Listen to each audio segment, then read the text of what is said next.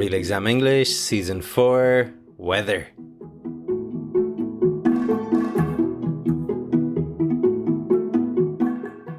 Hello and welcome to the Real Exam English podcast. This episode is about the weather. It's your classic small talk subject, isn't it? When you meet someone at the bus stop or in the elevator, the first thing that people say to each other is often about how hot it is or how wet it is or cold or whatever. Well, at least in most English-speaking countries, it's like that anyway. I'm not sure in every country if it's like that. Of course, it is a common exam subject too. You might need to describe the weather where you live or on a holiday you were on, or you might have to talk about extreme weather. And of course, weather is linked to climate change also, so that's a particularly hot topic, if you pardon the pun. Today we have speakers from the US, Australia, Ireland, and 3 different speakers from the UK. So we have a nice variety of types of weather. You're going to hear loads of weather vocabulary, as well as some top adverbs, a few phrasal verbs, and some great real English expressions to make you sound a little bit more like a native English speaker. As usual, you can find the transcripts for this and all episodes on the Real Exam English website, realexamenglish.com. Okay, here we go. In what ways do you think weather and our mood are connected? Oh, very much so.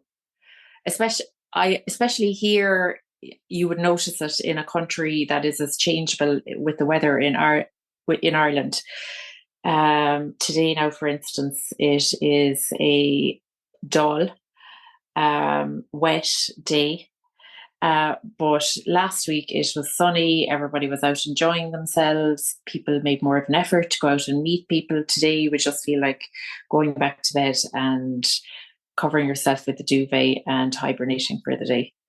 But I think definitely you would, and that's probably more evident on sunny days, that you see that people are in better moods and out with each other, than on days like this when you just can't get out without getting wet or getting cold, or it's just more of an effort. And being with people changes your mood, so obviously it's important to get out and meet people. How is global warming affecting the climate? Oh, hugely. Hugely in countries like Spain, all the southern countries in our own, I suppose, area, which is Europe. They're experiencing extreme droughts, I would suppose you would say, less rainfall, hotter summers. Then in other parts of the world, you have extreme flooding that has never been or seen before. The storms are getting more extreme. I suppose animals are being driven out of their natural habitats. Plants are not surviving where they have survived for hundreds of years. I could go on and on. I mean, climate change is probably, for me, it's the biggest thing, the biggest emergency in our lifetimes. Some great weather vocabulary to start us off here. We had sunny weather, changeable weather, dull, wet days. Dull meaning overcast or without much brightness. We also heard about droughts, which is where there's not enough water, flooding when there's too much water, less rainfall, hotter summers, storms, climate change, loads and loads of topic relevant vocabulary. As she said, she could go on and on. This expression means that she could continue to talk endlessly about it.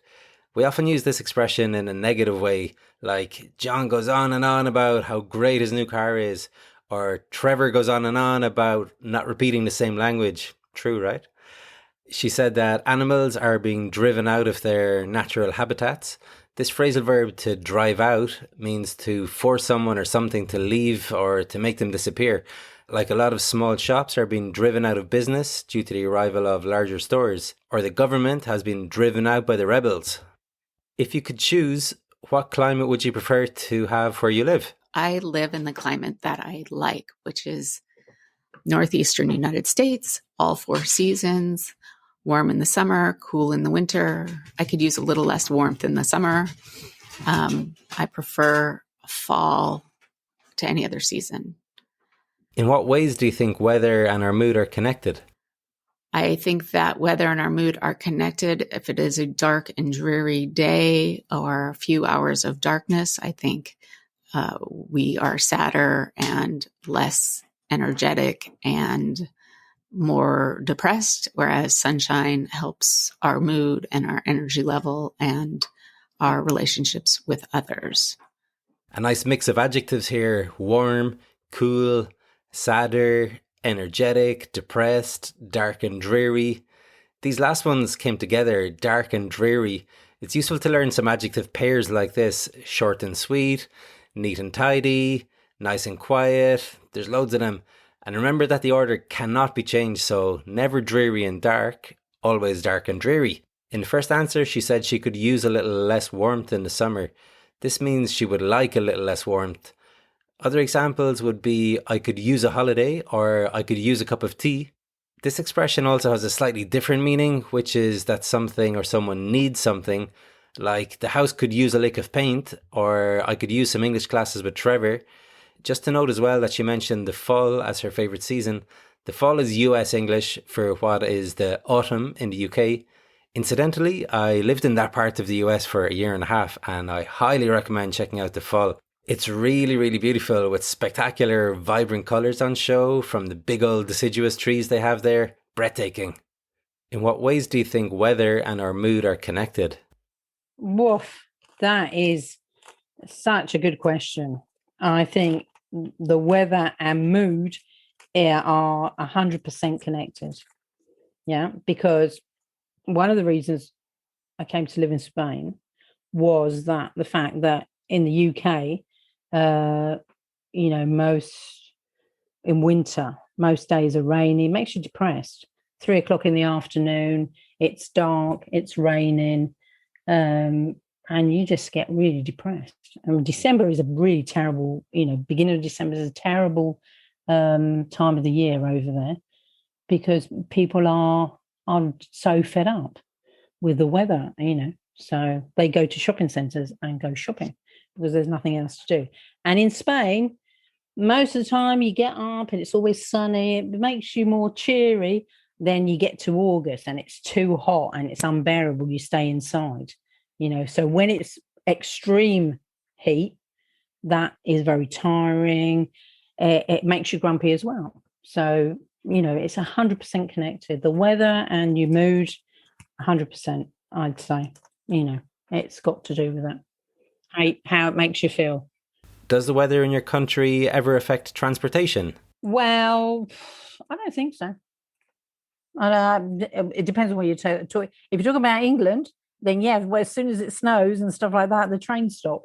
But in Spain, I don't think so. The buses work and the planes work, and I don't see. I mean, the car might get overheated because it's so hot, and the tires might get damaged by the sun. But in terms of public transport, I don't think it gets affected. No. In the first answer, we had a bunch of different ways to express feeling negatively. We had depressed, fed up with the weather, it's unbearable, it's very tiring, and it makes you grumpy. Really important to have some different ways to say you're feeling bad. Other great expressions are down in the dumps, down in the mouth, feeling blue, or feel like shit, if you want to be a bit ruder about it. In the second answer, she continues with the negativity, this time by using the passive voice with get. The car gets overheated, the tires get damaged, public transport doesn't get affected. We had this before in a previous episode, using the passive with get to talk about events that are negative or not desired, like my house got flooded last year, or I got sunburned on the beach. Just a reminder that if you are looking for English classes to prepare for an exam or just to learn how to talk about the weather, then get in touch. You can find details on the website, realexamenglish.com. How important is the weather to you? Do you know what? It is important to me. I know that the saying is, there's no such thing as bad weather, only bad clothes. But if you're going, overseas and you want to be travelling around beach places or hiking, it's always nice to be dry and not too hot. But, when you go on a skiing holiday, which we sometimes do to either New Zealand or Japan, it's you definitely want, good weather in the snow. To what extent are weather forecasts accurate? I think they're pretty damn accurate, actually. I think they've got so much knowledge now and they can only make predictions, but you know pretty well if it's going to be hot or windy or, chance of rain. I think they do a pretty damn good job. Love that Australian accent. She uses this intensifier, pretty damn accurate and pretty damn good job. You would hear this pretty damn frequently in Australia and in the US too, not so much in the UK. What is also common in Australia is to use this word overseas when you're talking about traveling to another country. And this word sometimes comes up in exams and confuses people. If you think about it, quite a lot of English-speaking countries are islands, so it makes sense to use this word overseas when traveling abroad. When she was answering the first question about the weather, she said, "Do you know what? It is important to me." So you can use, "you know what?" to indicate that you are going to say something interesting or surprising or to convey a realization, kind of like she's just realized how important the weather is. "Do you know what? It is important to me." Another example would be, "I didn't really want to go to see that film, but you know what? I really enjoyed it in the end." Or, "Hey Trevor, do you want a cup of tea?" "No, I'm fine, thanks." "Well, actually, you know what? I will. That'll be lovely." If you could choose, what climate would you prefer to have where you live? Probably where you are in Alicante, where it's one of our favourite places to go on holiday. We go there pretty much every year is Lanzarote, and it's usually over our winter time. So it's not really red hot, but it's round about. It can get up to 20, 25 degrees. So for me, a perfect all year round temperature would be around about 20 to 25 degrees. Where it's sunny but not over hot. Does the weather in your country ever affect transportation? It can do. I think it's usually freak episodes where we're not cut out for dealing with heavy snowfalls and and obviously floods. Not many people are able to deal with those. But I think it's global change and it's global warming. I reckon that. Yeah, I think it's just freak. Usually, we're okay because we don't really get that many extremes of weather. It's just flash floods and heavy snowfalls occasionally, and we're not geared up for it. So I think in general, yes, we can deal with what we get. Some more weather vocab here. Freak episodes, which are very unusual or infrequent weather events. Heavy snowfalls. Flash floods, which are very sudden floods. He got global warming in there too. He had a couple of nice phrasal verbs. We're not cut out for dealing with heavy snowfalls. We had this one before, not cut out for, meaning not naturally able to do or be something. Like in Ireland, we're not cut out for extreme heat. Nobody has air conditioning. Similarly, he said, we're not geared up for it, meaning we're not prepared or equipped for it. Like Lanzarote, geared up for the tourist season by getting the beaches and hotels up to scratch. How important is the weather to you? As somebody from England, the weather is eminently important because we like to talk about it all the time. But sort of all flippancy aside, I think the weather is important in the sense of, when we start to consider our climate and what's happening with climate change, weather is a manifestation of a part of what's going on in a much bigger picture. So, increasingly seeing more droughts, seeing heavier rainfall in certain areas, these things are important. And I mean, just on a day-to-day sort of level, it's kind of helpful to know what the weather's going to be. So you can sort of dress and heat your home or not heat your home accordingly. But, I'd say it's fairly important. Which country do you think has the perfect weather? I'm quite partial to the weather in Singapore. And the reason I say that is because it's a constant 32 degrees. And I love that. It's lovely and warm. But it's also quite refreshing, and they've managed to make sure that they've got air conditioning and various other things so that you don't feel like you're overheating. They're also an incredibly green nation. I mean, they've got some interesting views on other things, but their weather's really quite nice. I like it. It works for me because I like warm weather. But I appreciate that that's not everybody's cup of tea. I have a friend who prefers to be cold. So for her, Canada is the perfect weather because it gets really very cold, but it's not for me. Ooh, fancy new adverb here, eminently. She said the weather is eminently important, meaning very important. It's a more formal adverb, really. It would be good for writing a letter of application, for instance, like, I believe I am eminently qualified for the role. Or in a proposal, this solution would be eminently suitable for dealing with the problem. She said the weather is a manifestation of climate change, meaning it's a sign that it is happening. That's a great sentence to be able to put into your exam writing or speaking. I'd make a note of that one if I were you. We had another of those adjective pairs, lovely and warm.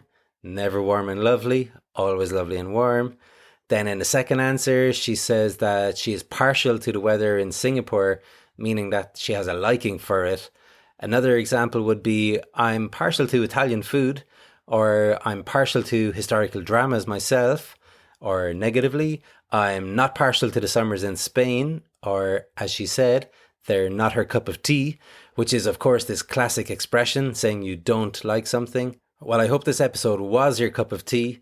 It's nice to hear about the weather from the different parts of the world. Have a think about how you would describe the weather in your area and how it is changing. And also be aware that a lot of English speakers love to talk about the weather. So if you are a business person or someone visiting an English speaking country on holidays or an exchange, then make sure you have your vocabulary up to scratch. Okay, guys, that's it for today. Have a nice day. Trevor.